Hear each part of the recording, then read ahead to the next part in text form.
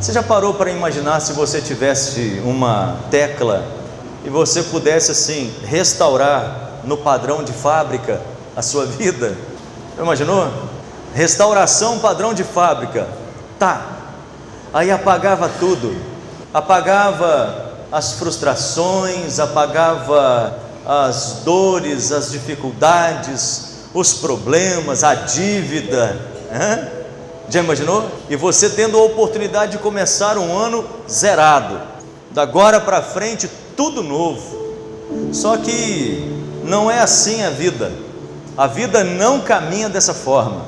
E a gente precisa fazer o quê? Aprender a lidar com aquilo que vivenciamos, e precisamos aprender a lidar com aquilo que está por vir. E isso se torna muito complicado para nós, porque ainda nós não sabemos muito bem lidar com isso, porque ainda é muito desconhecido. Eu não sei o que me aguarda, mas também eu não posso ficar preso àquilo que ficou lá para trás. Então, duas coisas você precisa aprender a se desprender. Uma é o passado. O passado ficou para trás. Não tem como resolver nesses 2 dias aí o que se viveu durante todo 2019. O que passou, passou. O que você fez já aconteceu.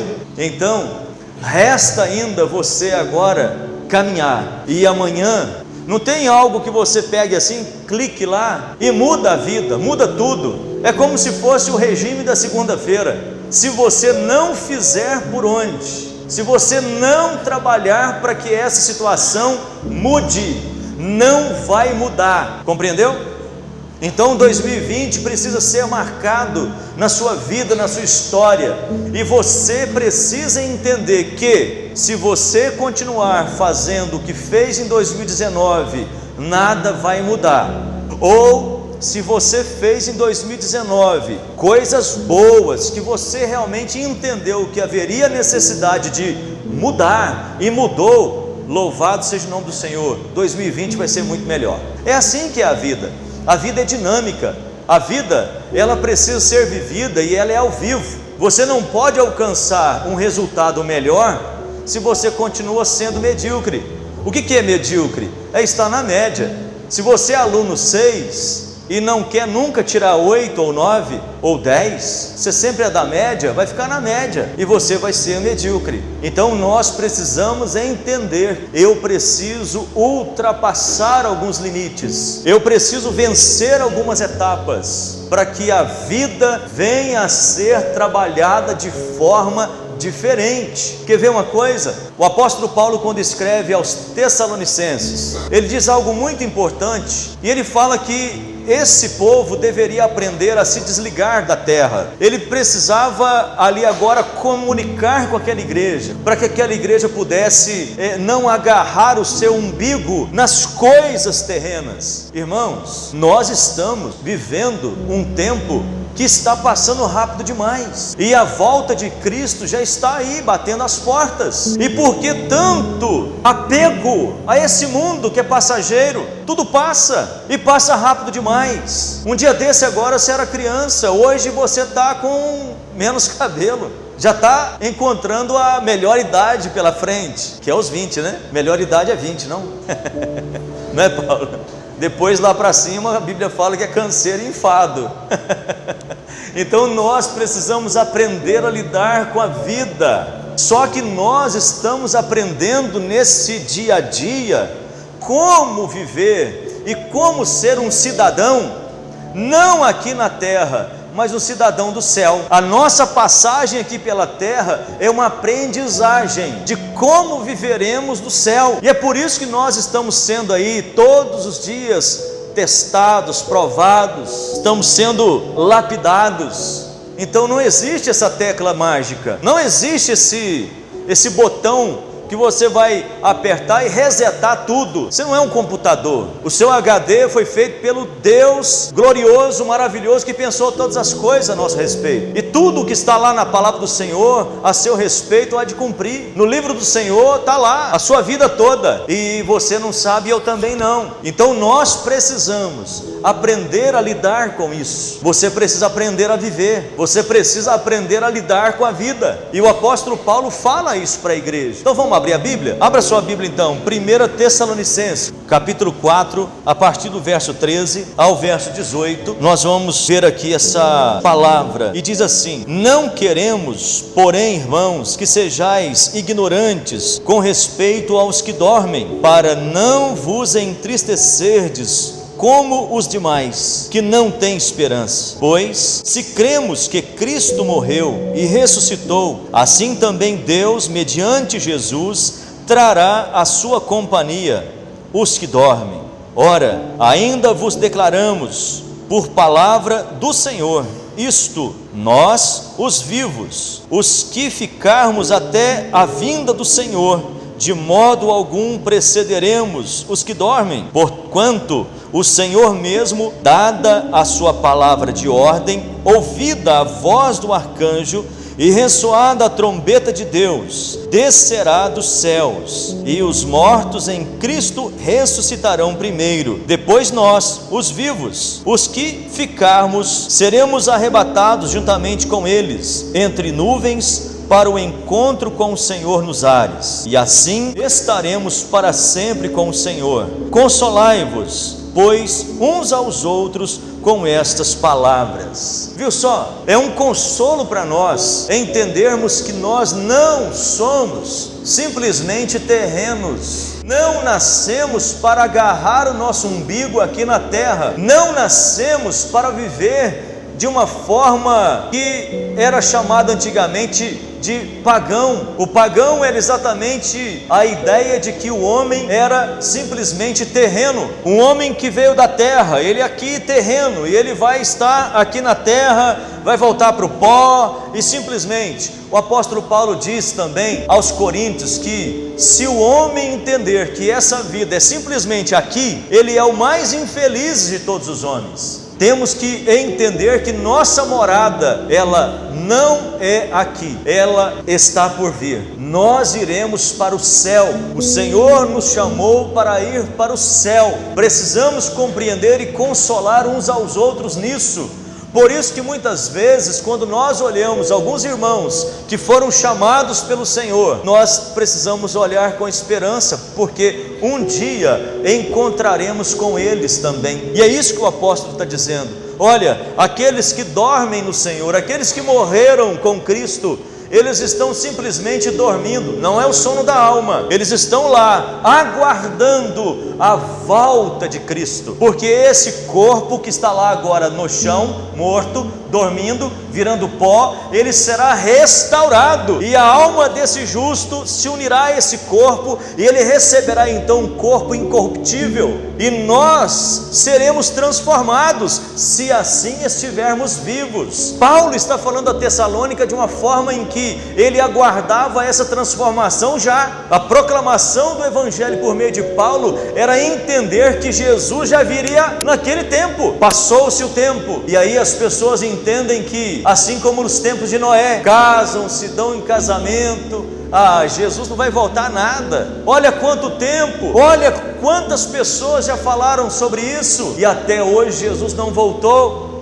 Vamos viver essa vida, vamos aqui trabalhar, vamos agora comprar, vamos agora virar mais um ano, vamos agora fazer o que a vida nos coloca aí pela frente, mas de repente esquece de que ao Senhor prestaremos conta. O Senhor Jesus virá, meus irmãos. Ele voltará para nos buscar. Se é agora eu não sei, ninguém sabe, só o Pai sabe o dia em que Ele vai voltar, mas que Ele vai voltar, vai.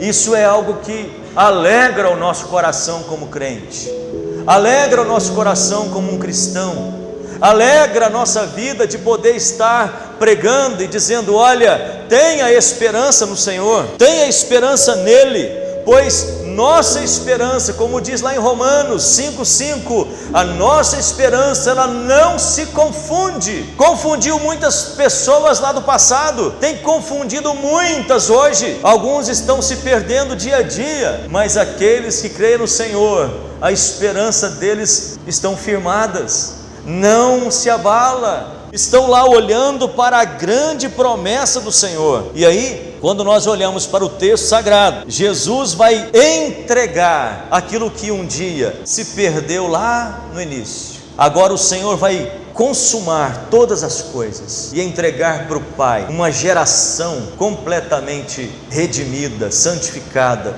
A igreja será inaugurada na volta do Senhor Jesus. Até agora nós estamos militando, estamos trabalhando, estamos proclamando, estamos dia a dia dizendo, mostrando para esse povo, para esse mundo, que eles precisam ter esperança no Senhor. Só que alguns não entendem e jamais entenderão, mas aqueles que pertencem ao Senhor, com certeza entenderá. Aquele que é tocado, aquele que é chamado, ele vai entender o real chamado do Senhor. Olha você aí, você entendeu o chamado do Senhor, você está aqui entendendo a respeito do que o Senhor então fez, aquilo que Ele disse que estava lá, consumado, naquela cruz. Você compreendeu o chamado. Ninguém foi lá e mudou a sua chave, a sua vida, ninguém virou a sua, é assim que crê. Não, o Santo Espírito de Deus agora selou-nos para que pudéssemos contemplar a grande obra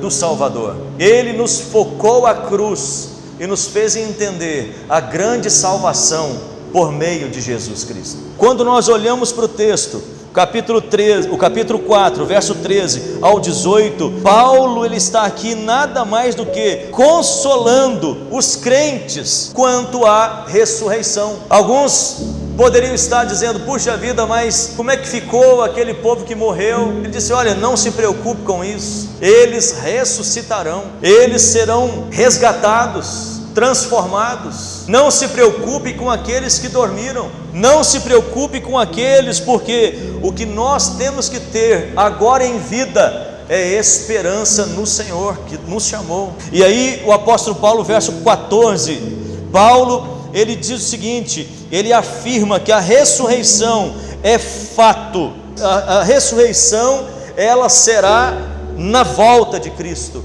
E o texto diz aí a respeito disso, verso 14: pois se cremos que Cristo morreu e ressuscitou, assim também Deus, mediante Jesus, trará em sua companhia os que dormem.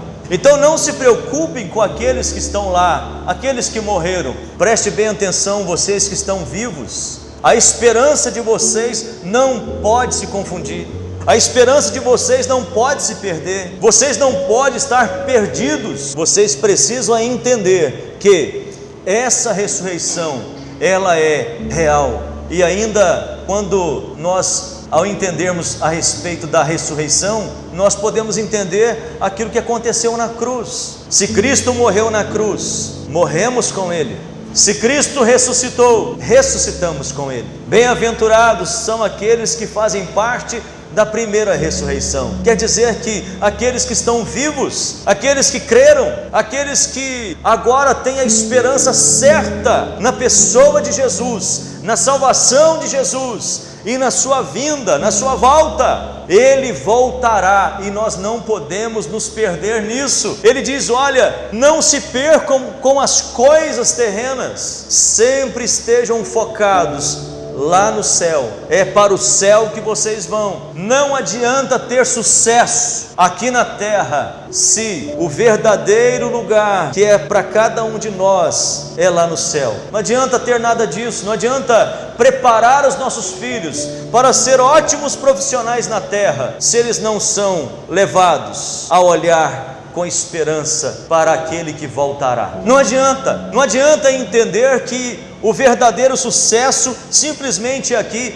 porque o que nós mais vemos são pessoas de sucesso. Vocês viram agora o Whindersson Nunes, um menino que está fazendo sucesso, mas está fadado, está cansado, está deprimido. Tantos homens de sucesso têm buscado o anonimato, porque viram que esse sucesso é passageiro, que ganhar dinheiro aqui na terra e ter tanto dinheiro não é suficiente. O dinheiro pelo dinheiro, sucesso pelo sucesso, avareza pela avareza, não adianta nada. A tristeza na alma de um homem sem Cristo é algo terrível. Ele busca em tantas coisas e não tem sucesso em nada, ainda que a gente olhe para eles e diga: puxa vida, cidadão lá está lá com um carrão, está lá com a casa maravilhosa, está com dinheiro no bolso, mas você não sabe as noites que ele tem que tomar o remédio para dormir, você não sabe as noites que ele passa em solidão, você não sabe as dificuldades que uma pessoa dessa tem quando cola nele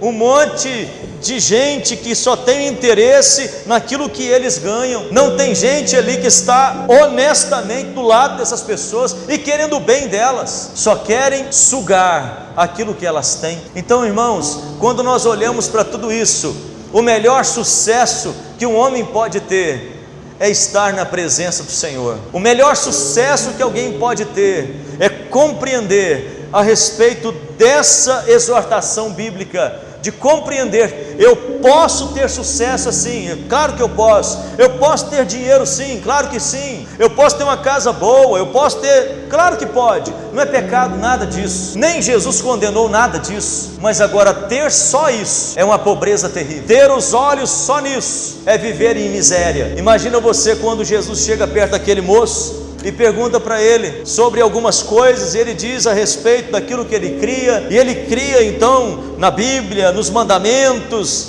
e Jesus então volta para ele e diz: então vai lá, meu filho, vende tudo e dá aos pobres. E ele sai de que jeito? Triste. Ele sai triste.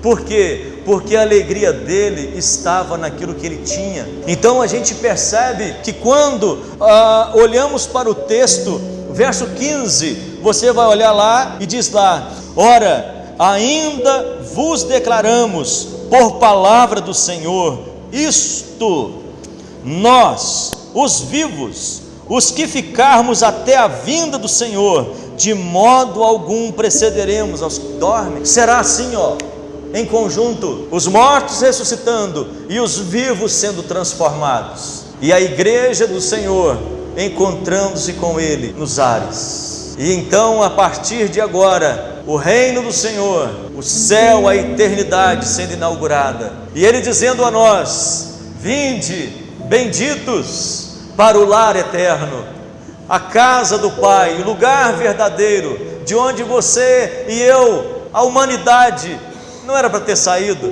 O pecado nos afastou de lá, mas Ele mesmo, o Senhor, providenciou todos os meios, todas as alternativas para que Ele resgatasse o homem para Ele. Quem é esse Deus que se faz agora homem e habita no meio de nós, como diz a palavra, cheio de graça e de verdade? E agora nós vimos a sua glória, glória do unigênito do Senhor, e Ele veio graças à entranhável misericórdia do nosso Deus, que veio para iluminar os que jazem nas trevas e na sombra da morte, e dirigir os nossos pés pelo caminho da paz. Os homens, mesmo assim, alguns deles amaram mais as trevas do que a luz. E aí, quando nós olhamos para a salvação em Jesus, a obra de salvação em nosso coração, o apóstolo Paulo dizendo no verso 16: porquanto o Senhor mesmo,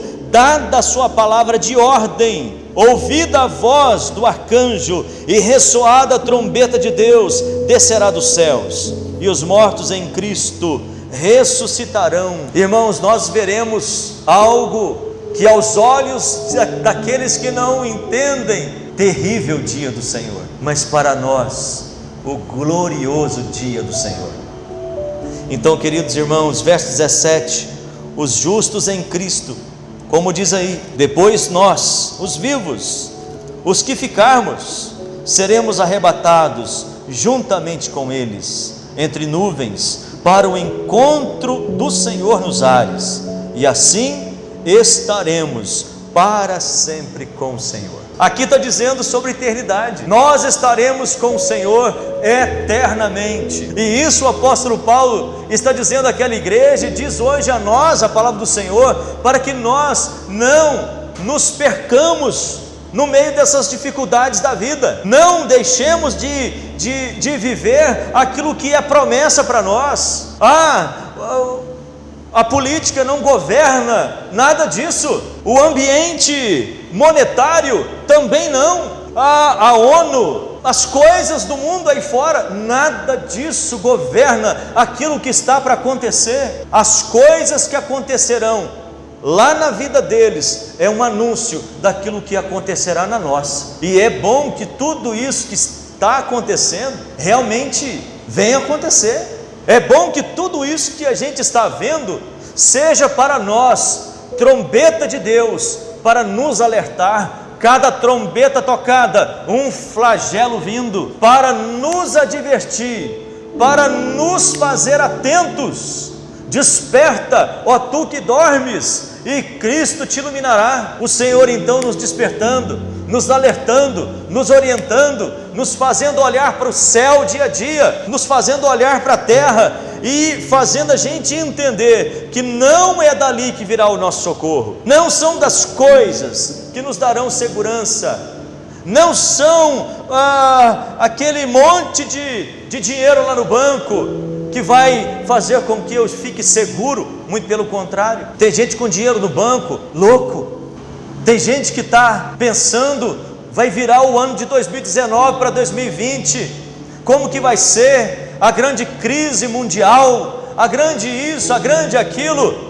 E nós focamos aqui a palavra do Senhor nessa noite, para que pudéssemos olhar para aquilo que o Senhor tem nos falado. O ano vai virar, e daí? A nossa esperança não é confundida, o nosso caminho não está perdido, o céu nos governa e o Senhor está no controle absoluto de tudo. Quando olharmos para essa grande vinda do Senhor, a segunda vinda de Jesus, está o que? Está sendo subestimada. Muitas pessoas estão subestimando a vinda do Senhor. Para uns nem vem mais, e é por isso então que eles se esbaldam no pecado, assim como a Bíblia fala nos dias de Noé. Talvez assim nos dias de Ló, comiam, bebiam, compravam, vendiam, plantavam, edificavam. Mas o dia de Ló chegou e Deus disse para ele: olha, saia. E de repente tinha alguém que estava do lado dele,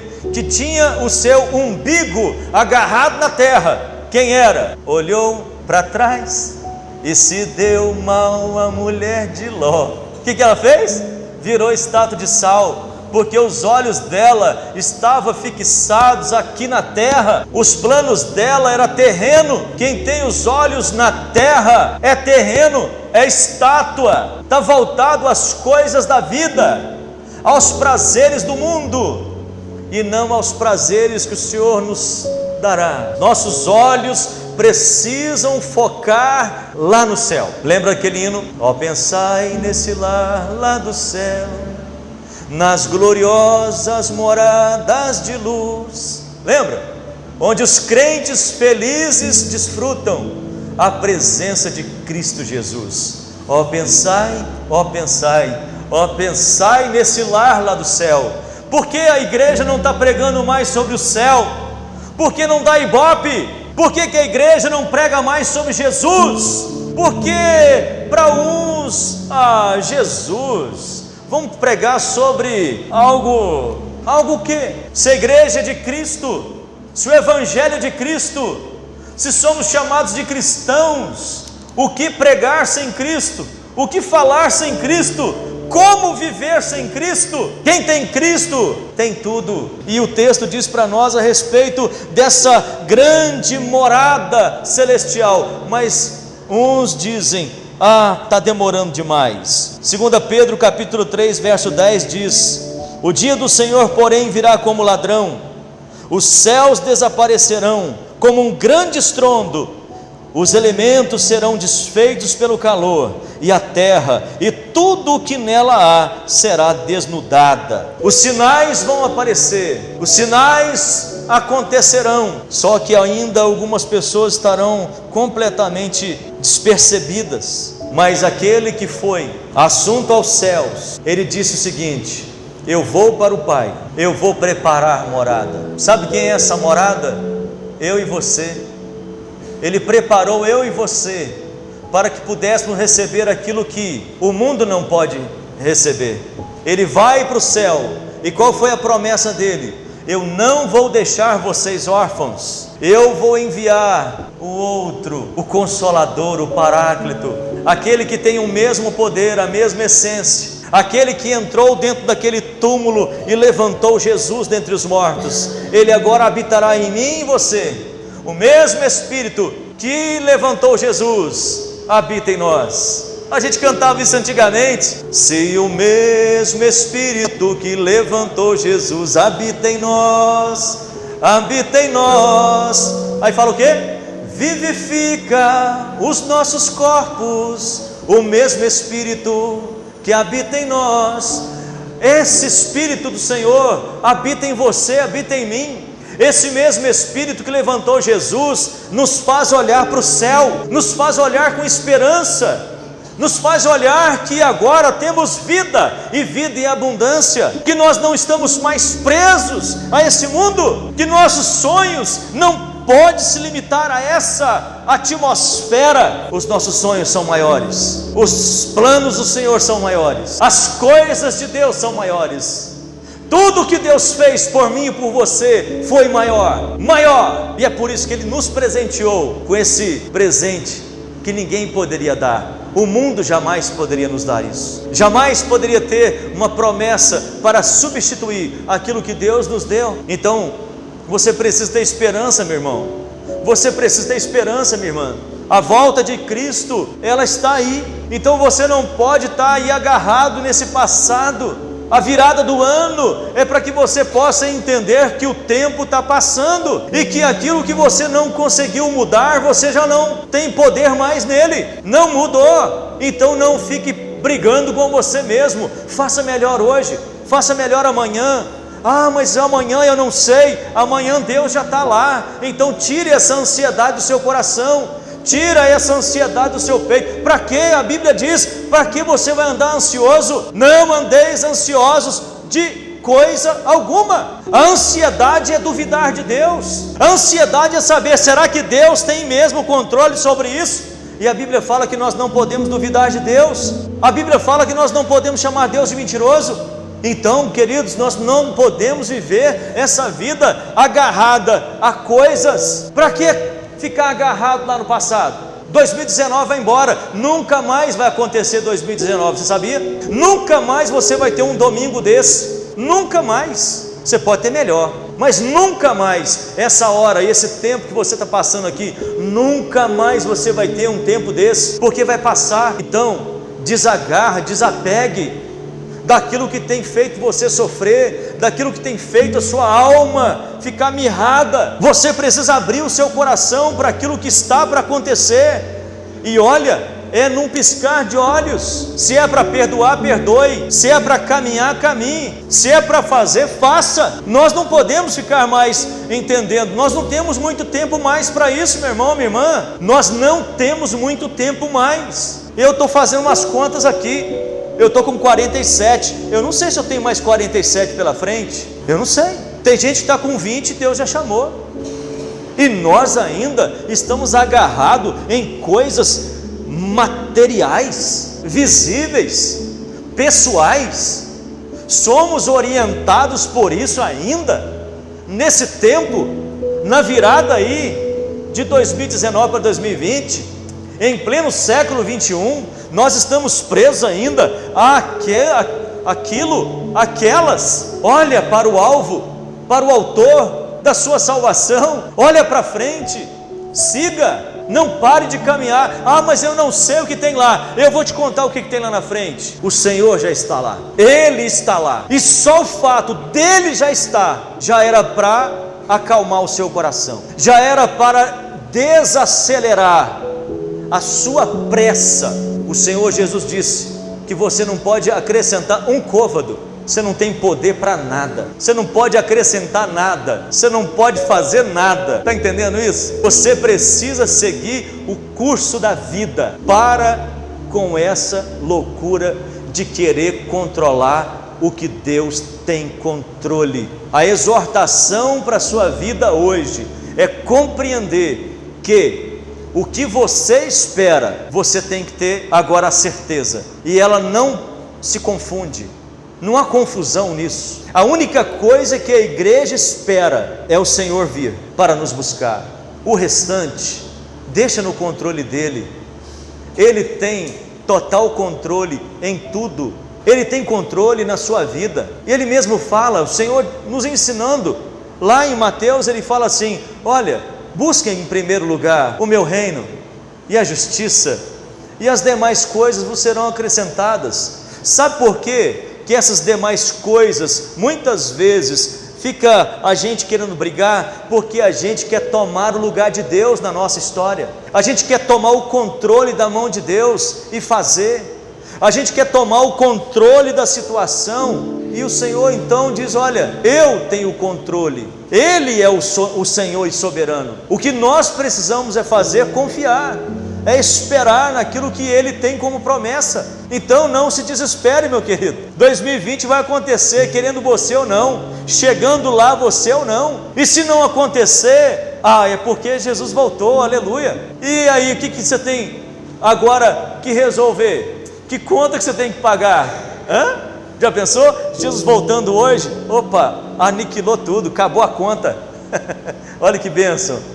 Mas e se Ele não voltar ainda? Trabalha, faça, mas entenda que o culpado de tudo isso muitas vezes não é Deus e nem o diabo. Testemunho de uma irmã um dia dizendo, numa igreja dessa aí: porque o diabo me usou para gastar o meu cartão.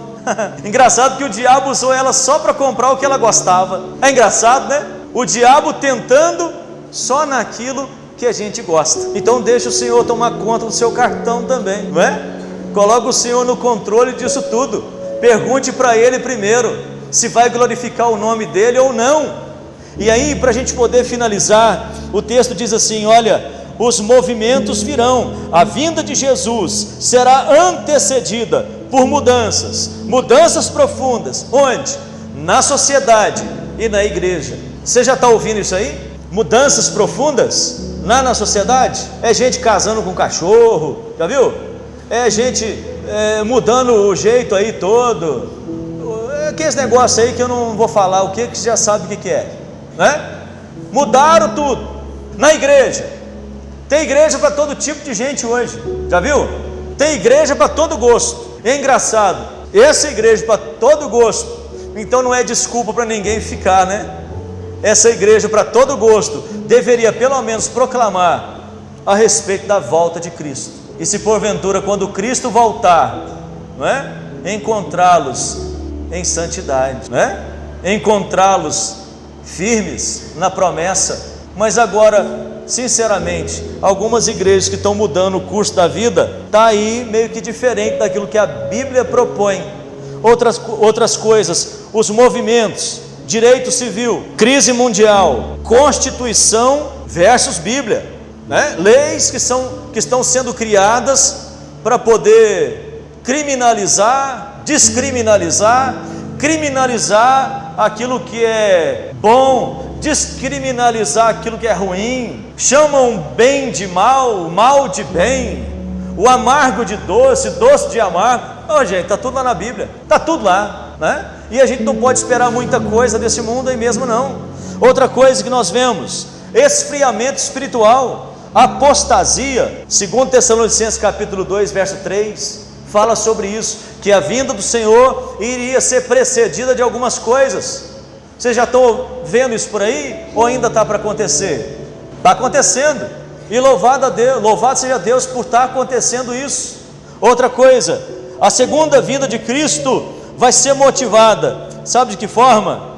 De uma grande alegria para nós, os eleitos, e a promessa do Senhor vem para nós. 1 Coríntios capítulo 15, 58 diz que tudo aquilo que nós assim fizermos será proveitoso, não será vão. Tudo aquilo que nós estamos fazendo diante do Senhor, aquilo que nós estamos hoje pregando, ainda que não gere ibope, ainda que não dê número, nós continuaremos a proclamar, nós continuaremos a falar, sabe? E aí nós olhamos para o mundo lá fora, aí lá o mundo lá fora é daquela forma mesmo. Me perguntaram: pastor, o que o senhor acha da porta do fundo? Porta do Fundo é uma galera aí do humor, né? O que o senhor acha?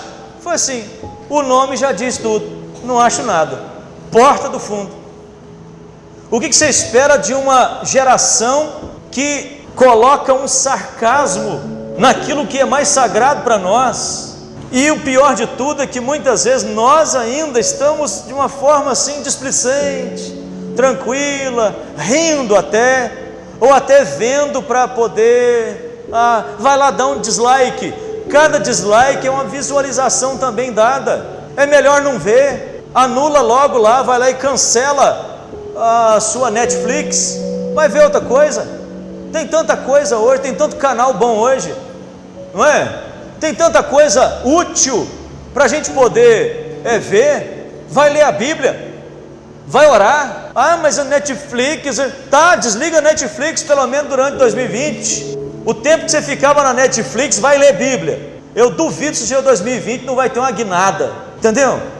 Porque eu não consigo ler Bíblia, eu não gosto de ler. Gosta de ler porque Facebook você tem que ler, WhatsApp você tem que ler, tudo você tem que ler. A Bíblia você não vai ler? Bota a Bíblia então no celular e vai ler, né?